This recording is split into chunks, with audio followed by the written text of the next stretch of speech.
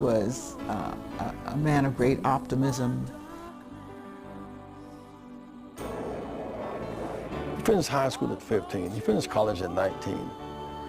He got his seminary degree at 22, his PhD at 26. Dr. King was disciplined and mature beyond his age of 20. He emerged as a national leader at age 26. All in favor, let it be known by standing on your feet. He had a deep sense of humor about the human condition. Oh, I've been hit so many times, I'm immune to it. I have no first memories of being told about Martin Luther King and the Civil Rights Movement. It was something that I grew up knowing. Almost every young black man between the ages of 18 and 30 in the Second World War had been trained in violence. So that when Dr. King's home was bombed, they did what they'd been trained to do. They showed up with their guns, and they were ready to defend him and to go to war. And he said, no, take your guns back home. He said, we have to find a more excellent way. An eye for an eye and a tooth for a tooth will leave everybody blind and toothless.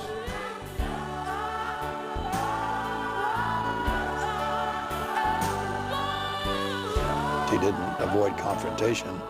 He didn't avoid getting arrested, but he did avoid violence.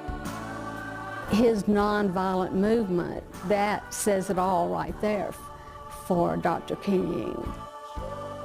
Civil rights movement needed to add the Gandhian dimension of nonviolent direct action. We, the Negro citizens of Montgomery, have been involved in a non-violent protest against the injustices which we have experienced on the buses for a number of years.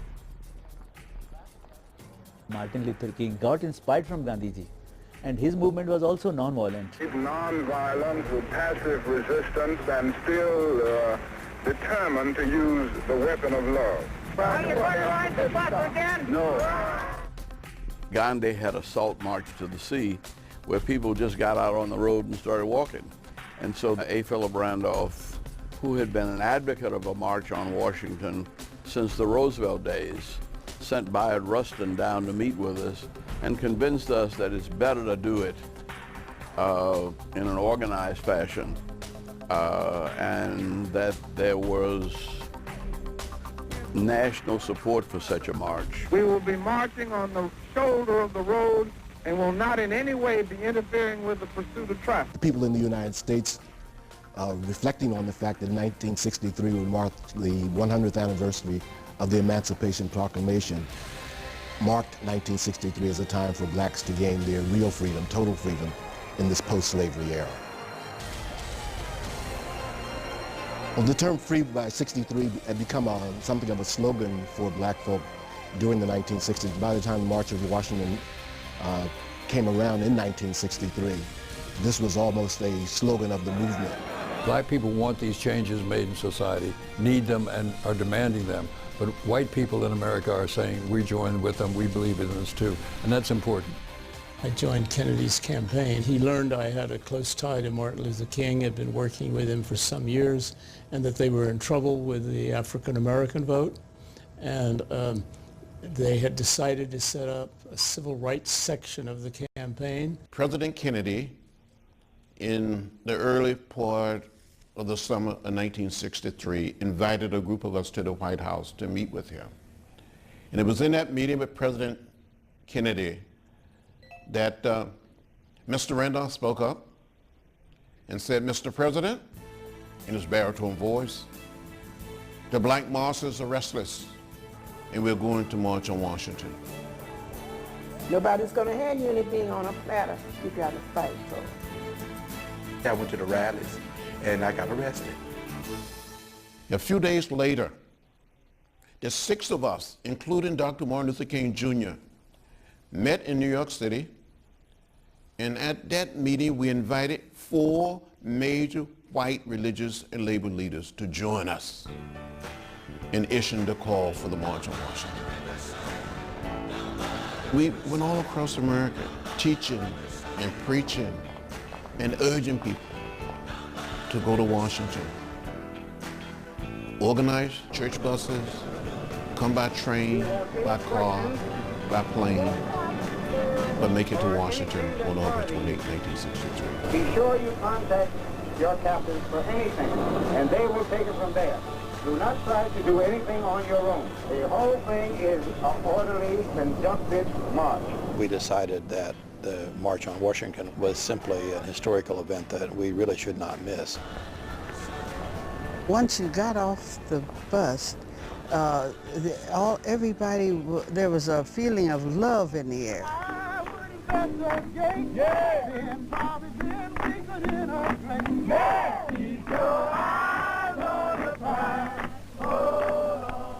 5, 4, 3, 2, 1.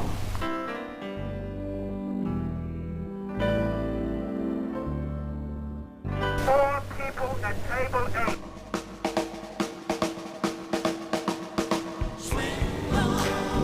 I remember the morning of August 28, 1963. We came up on Capitol Hill. There was a sea of humanity coming out of Union Station. And the people were already walking, they were already marching. So we just hooked arms. It was like saying, there go my people, let me catch up with you. And they literally pushed us toward the Washington Monument, on toward the Lincoln Memorial. It was a very festive atmosphere, and it was kind of like a picnic atmosphere almost. A lot of people were sitting and laying on the grass, and they brought lunches along. They were eating their lunches. I had my 3 little children. They had to sit and watch. And it was just very, very moving. One of the great things about the March on Washington, it represented the best of our country in many different ways. First, there was no violence associated with the march. No, 250,000 people gathered, 250,000 people who had legitimate gripes and a great deal of anger. Still, there was no violence. I have the pleasure to present to you Dr. Martin Luther King, Jr.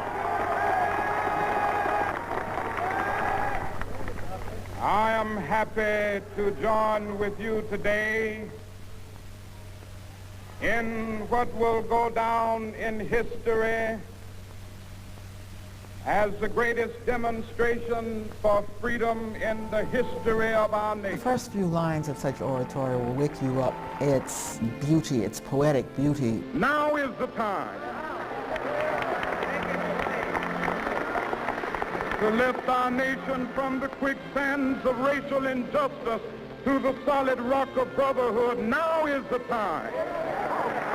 It was just exhilarating. You had so much energy, and so you was proud to be there. And then to stand there and hear Martin Luther King speak and see grown men crying as Martin Luther King spoke. Now is the time to rise from the dark and desolate. It just touched, I think, everyone to their heart.